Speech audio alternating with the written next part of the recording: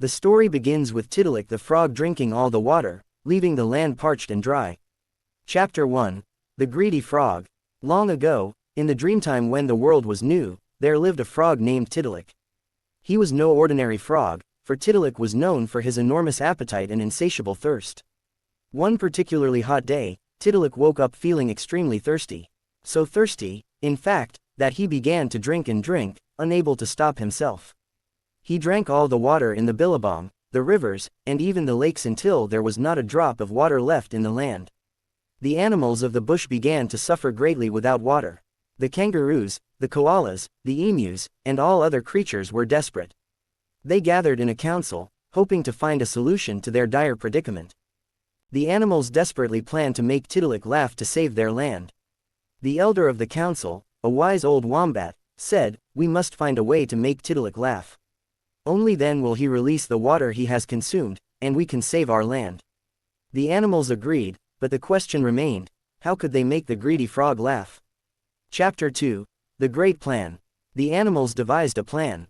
They decided to take turns performing tricks and antics, hoping that one of them would be funny enough to make Tiddalik laugh.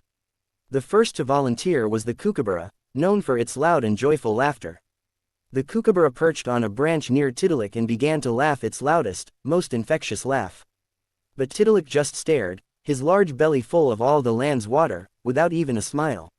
Next came the kangaroo. With its powerful legs and graceful hops, the kangaroo performed an impressive series of jumps and flips. It twisted and turned, hoping to amuse Tiddalik. But the frog remained unmoved, watching the performance with disinterest. The kangaroo tries its best tricks to make Tiddalik laugh, but the frog remains unmoved. One by one, the animals tried their best. The emu danced with its long legs flailing, the echidna rolled into a ball and somersaulted around, and the possum swung from tree to tree in a daring display. But none of these antics could bring even a chuckle from Tiddalik. The animals were growing worried. If they couldn't make Tiddalik laugh, their land would remain dry, and they would all perish. Chapter 3. The Wise Platypus. Just as hope was beginning to fade, the wise old platypus approached the council. Known for her intelligence and keen observations, the platypus suggested a different approach. "Perhaps," she said, "we are trying too hard to make Tiddalik laugh.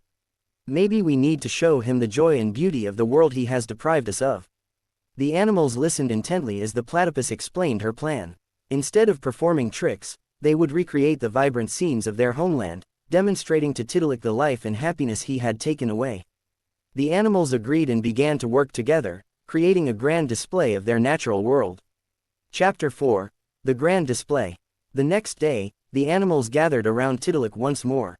This time, instead of tricks and antics, they presented a tableau of their lives before the water had disappeared. The parrots flew in colorful patterns, the kangaroos bounced gracefully, and the koalas climbed the tall eucalyptus trees, their movements slow and deliberate. The wombats dug intricate burrows, showcasing their impressive digging skills, while the emus strutted proudly, their feathers shimmering in the sunlight. The platypus swam in a small puddle that was all that remained of their once vast rivers, her graceful movements a poignant reminder of the loss they all felt. As Tiddalik watched, something began to stir within him. The beauty of the world, the harmony of the animals, and the sadness of their plight began to touch his heart. He felt a pang of guilt for what he had done. Chapter 5. Nabunum's Turn. Seeing that Tiddalik was finally beginning to soften, the animals decided it was time for Nabunum, the clever eel, to try his trick. Nabunum had been watching from the water's edge, and he had an idea. He approached the council and said, "Let me try. I have a trick that might work." The animals, desperate and with nothing to lose, agreed.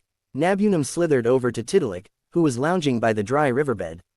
The eel began to contort and twist his slippery body into all sorts of funny shapes. He tied himself into knots, twisted into loops, and even managed to form the shape of a circle. Nabunum the eel performs hilarious contortions to finally make Tiddalik laugh. Tiddalik watched with mild curiosity. Nabunum then did something unexpected. He straightened his body and began to wiggle in the silliest way possible. His movements were so ridiculous that a small smile began to form on Tiddalik's face. The other animals held their breath. Nabunum continued his antics, and finally, Tiddalik couldn't hold back any longer. He burst into laughter, a deep, rumbling laugh that shook the ground. Chapter 6. The Water's Return. As Tiddalik laughed, all the water he had swallowed began to gush out of his mouth and nose. It flowed back into the billabong, the rivers, and the lakes, restoring the precious water supply to the land. The plants began to flourish again, and the animals rejoiced, grateful for Nabunum's cleverness. As Tiddalik laughs, water flows back into the land, saving the animals. Tiddalik, though still a greedy frog, learned a valuable lesson that day. He realized the importance of sharing and the consequences of his actions. The animals, too, learned the power of cooperation and the importance of coming together in times of need. The land, once parched and dry, was now vibrant and alive. The kangaroos hopped joyfully, the kookaburras laughed in the trees, and the waterholes were filled with life once more. The story of Tiddalik the Frog was told and retold, a timeless reminder of the balance that must be maintained in nature. Chapter 7. The Celebrations. The animals decided to celebrate the return of the water with a grand festival. They gathered around the now full billabong and each contributed to the festivities in their own unique way. The kookaburras provided their cheerful laughter, echoing through the trees like a joyful chorus. The kangaroos held jumping competitions, their powerful leaps impressive and awe-inspiring. The koalas, usually sleepy and reserved, danced slowly with each other, their movements filled with a gentle grace. The emus raced across the open plains, their speed and agility a marvel to behold. Even the echidnas and wombats joined in, playing games and enjoying the newfound abundance of water. As the animals celebrated, they took a moment to thank Nabunum for his cleverness and bravery. Without his quick thinking and humorous performance, they might never have made Tiddalik laugh and saved their land. Chapter 8. Tiddalik's Reflection. Tiddalik watched the celebrations from a distance, feeling a mix of emotions. He was happy to see the animals enjoying themselves and the land flourishing once more. But he also felt a deep sense of remorse for his actions. He had nearly destroyed their world out of selfishness and greed. Determined to make amends, Tiddalik approached the Council of Animals. "I am truly sorry for what I have done," he said, his voice filled with sincerity. "I see now the harm I caused, and I want to make it right. From this day forward, I promise to share and never take more than I need." The animals were touched by Tiddalik's apology and welcomed him back into their community. They knew that he had learned a valuable lesson and that their world would be a better place with Tiddalik as a friend rather than a foe. Chapter 9. Lessons passed on. Years passed, and the tale of Tiddalik became a legend among the animals.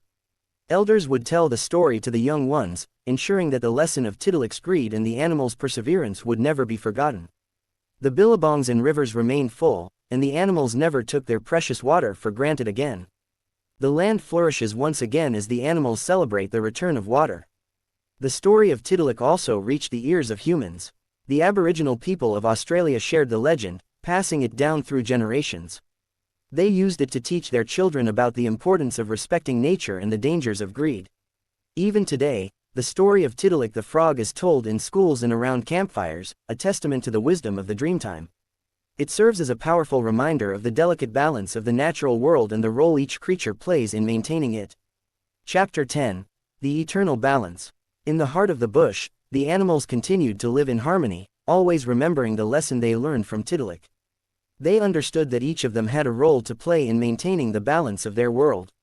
They also realized that by working together and supporting one another, they could overcome any challenge. The rivers flowed freely, the billabongs were teeming with life, and the land was lush and green. The animals thrived, knowing that their cooperation and respect for nature were the keys to their survival. The story of Tiddalik the Frog remained a cherished part of their culture, a symbol of the unity and resilience of the animal kingdom. And so, the legend lived on, inspiring generations to come to cherish and protect their precious world.